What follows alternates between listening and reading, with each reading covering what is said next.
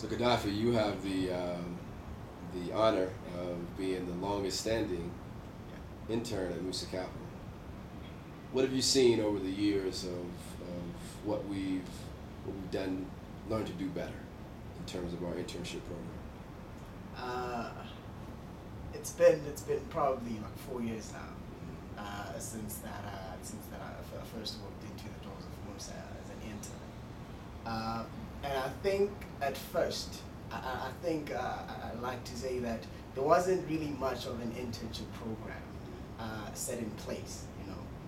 But I think that the institutionalizing of that, in terms of really having a solid program, and really now having a system of students coming in, you know, during university, and being able to have mentors here at Musa that they were Uganda, and you know, being exposed to different fields and different work environments per se.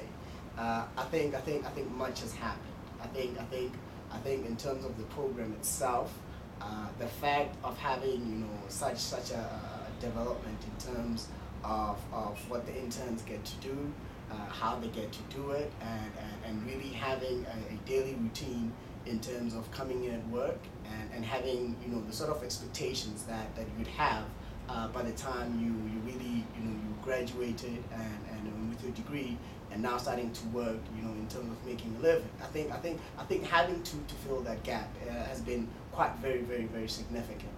I've seen the changes in terms of me when I first started off.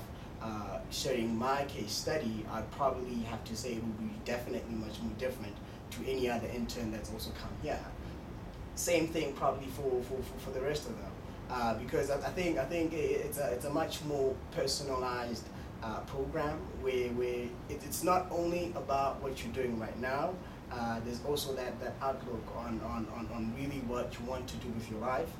There's that mentorship, and I think I'll probably emphasize it much more, because I think it's probably the most crucial thing in the program itself. Because, you know, it really, for me, it changed my life. You know, I came in straight out of high school. By then I hadn't even applied for university yet, so I was still in the hot seat of really, you know, deciding what I want to do with my life, what I'm interested in doing, and really start thinking about the different avenues that I pursue in terms of studying and going about and doing that. And so really having that team, I like to actually refer to that Musa family, in terms of really having those people that you can reach out to just about for just about everything, if not anything per se, and really having that channel of resources to be able to come in at work and do research on what you want to do, and once you've done that, how interested will you think you'll be 10 years or 15 years from now, you know. And that's really been interesting. I think that there's been much that has been done. I'd probably applaud all of it, but I really think in terms of the program itself, I think it's the mentorship that really stands out for me. To really being having, you know, the internship program as an institution within Musa, where students can come in and really have that bridge and gateway. Because I think that even if for interns, I think that there's been that misconceptions that it's only something that you really get to think of doing once you've graduated and once you've earned your degree.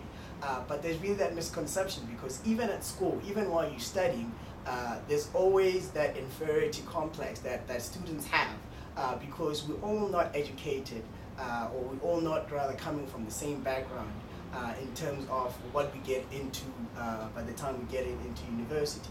So there's always that bridge, there's always that gap between having the student that received probably a disadvantaged education compared to the one that they're going to school in science, say for instance, you know. And I think that the internship program in that respect has done really well in terms of trying to close that gap, so that even by the time you graduated, you find that the student that came from a disadvantaged background is at least 2 steps ahead, because at least by then he understands the work environment, he understands the discipline that it takes to wake up in the morning and put in your time and make sure you show up on time every day at the workplace.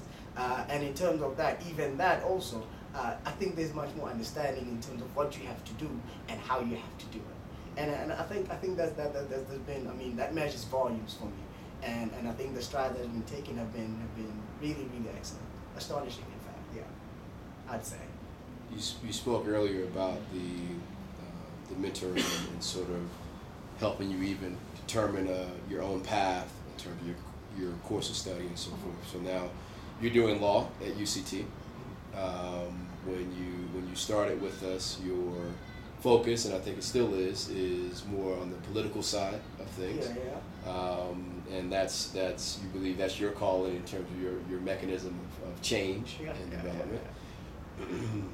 As a future politician, and now, for better or worse, being educated in the financial environment as well, how do the two work together to achieve the South Africa that you would like to see when you're running the country 20 years from now?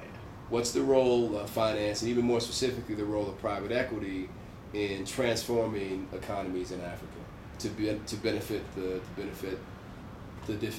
disadvantaged? I think it's an interesting link. Trying to link the two in terms of politics and the financial sector, because I think even though the argument itself may draw more on the politics of the country in terms of how policy are constructed and how things end up impacting people or empowering them per se, I think more of it will probably stick down to politics, because I think for us, and this has been something that I've learned for probably the past 2 years, being in the office, is that there's been this misconception that for private equity, it all works as if you try to target the bigger companies or the bigger entrepreneurs per se that are doing well, and try to trigger that trickle down effect, that if we invest in the biggest company, then at least we'll know that at one point the funds will start trickling down to start touching on the smaller companies per se and employing and doing all of that. Honestly, I think that's a very big misconception that has happened, because I've seen, and then I found out even in the research that I've done, is that sometimes that does not necessarily happen. What ends up happening is that somewhere in the process, that process becomes stagnant, and then it just ends there, And there really needs to be now a much more rethinked focus on looking at the small businesses and looking at the small enterprises that are now starting to break ground, because although there is much more of a high risk per se on that going forward, but I feel that that's really where you really start empowering people. I think that's really where you start having those significant changes in terms of how things change about. I mean, we're pretty much living in a nation that's pretty much still along the lines of how it was 20 years ago, even more so, maybe even 50 years ago, where you still have those big companies still owned by the same old people, and you still have the middleman that's still standing there and not being able to access funding, not being able to expand, and those small businesses that are not being able to make profit on what they really should be, because they do have potential. I think that's where you really have that much diversity in terms of really what people are able to do, really what people are able to achieve, and in the South African context, really on what the black man is able to stretch his wings and as far as much as he can stretch about and impact and really now start making a living. And I think that, I think with that being said, I think not only highlights the significance of the financial sector per se, in terms of private equity and sourcing out those different companies that are really now in the little footsteps that are now trying to develop and become big companies, but it also touches on the politics of the country. And I think that's probably why that I still have this hinge to be drawn to that, because I think that much can be said and much can be done, but without the actual work being concretized and purported out into real policies that will be able to change significantly the way that the country is running, then I think then it's only going to be a nice conversation that we'll have behind closed doors, but really with no difference that's being made. Yeah. All right, Mr. President, I think that was more than enough. Thank you so much. Well done, guys. I'll get the video for my election.